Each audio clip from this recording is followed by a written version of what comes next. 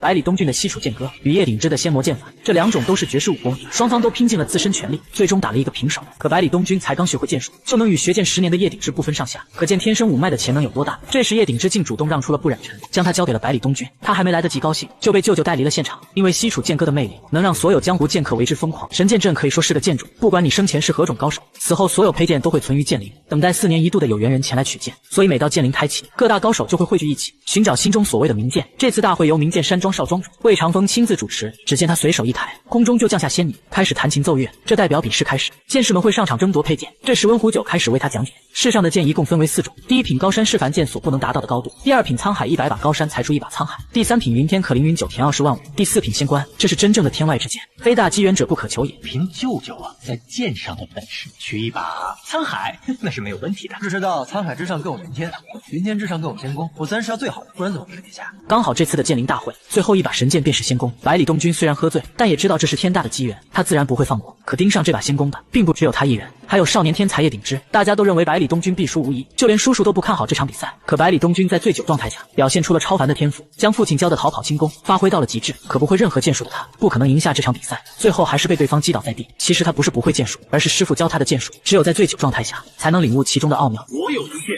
横冲绝世。何为绝世？天上地下，过往明天，再无此一人，再无此一剑。若再有此人，再有此剑，当幸百里。百里东君不愧是天生武脉，师傅只是舞了一遍，他就全部记在心中。此时他的状态发生了翻天覆地的变化，方圆10里的剑感应到他的剑影，纷纷发出共鸣。因为百里东君将师傅的西楚剑歌完美的发挥出来。不愧是传说中的剑法，能够如此潇洒起来。师传只有3剑，我曾有幸见过一次。可方才百里公子使用的招数是一模一样，可是他用的是完整的剑招。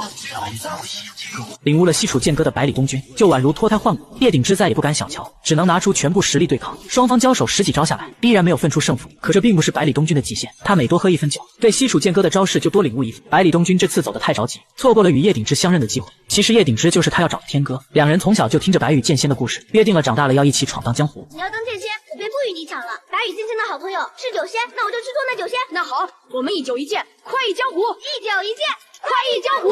两人约定没多久，大将军叶羽便传来噩耗，被人诬陷通敌叛国，不敬圣人，整个叶府都被满门抄斩，族人也被流放苦寒之地，最后只有叶鼎之活了下来。所以他心中一直藏着仇恨。舅舅带着百里东君赶了1天1夜的路程，刚赶到黔东城的范围，百里东君就被士兵捆绑起来，这都是他父亲的吩咐。因为百里东君从小就被爷爷宠坏，在整个家里天不怕地不怕，更是与父亲天天斗嘴吵架。你这么跟你爹说话的吗？那你这么做，你爹知道吗？别拿我爹压我，那你别拿我爹压我。反了你！我告诉你，你爷月前去天启参加大朝会了，没有个10天半个月的回不来。这镇西侯府我当家，我爷爷不在镇西侯府，是我当家。难道你脑子坏了？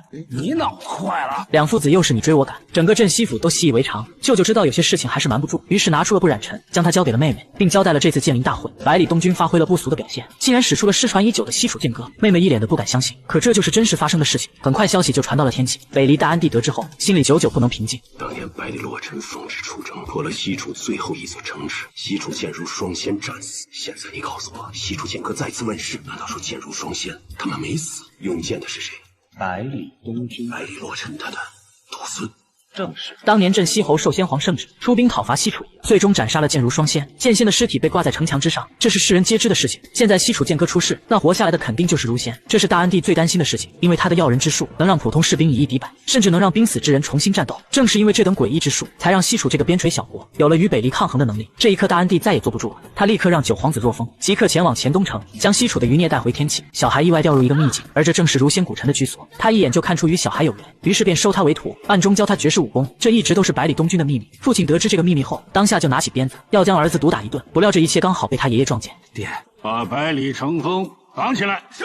在百里洛尘的眼里，谁都不能欺负他的宝贝孙子，就连儿子也不例外。不管儿子怎么狡辩，百里洛尘都不愿放过，还是百里东君亲自开口求情，爷爷才解开了他的绳索。这时母亲突然提起，他在剑灵夺了一把仙功，想知道他用的什么剑法。只要和师傅扯上关系，百里东君就开始装作头痛，当下离开了这个是非之地。其实他的事情爷爷早就知道。风雨欲来，我们镇西侯府还能为他筑起一道铜墙铁壁。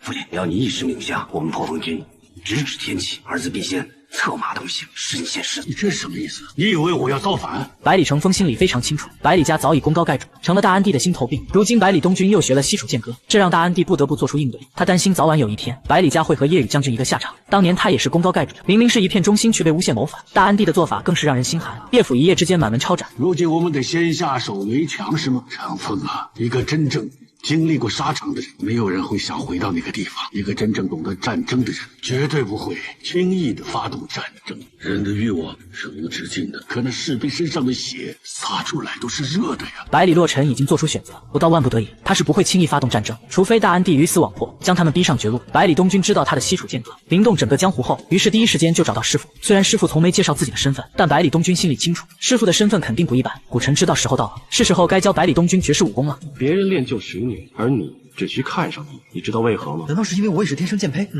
好吧，我不知道。不是因为你是天生剑胚，而是因为你是百里东军，而百里东军是……古尘话说到一半却停了下来，只是告诉百里东军，时机到了自然明白，这世上除了学堂的李先生外，那剑术最强的就是古尘，而他的药人之术更是一绝，这一直都是吴香梦寐以求的。只有得到这药人之术，那么北阙复国将不是梦想。其实不只是北阙，就连独一世家的家主都盯上了这鬼道之术，想得到这天道之下第一秘法。可温湖九心中已有决定，他不会为了药人之术破坏与妹妹的关系，更不会伤害百里东军。